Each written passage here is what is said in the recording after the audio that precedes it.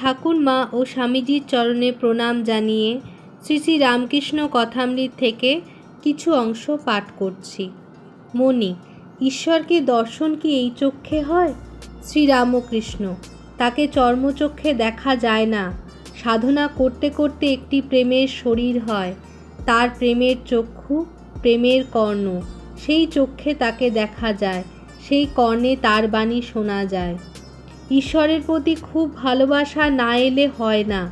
খুব ভালোবাসা হলে তবেই তো চারিদিক ঈশ্বরময় দেখা যায়।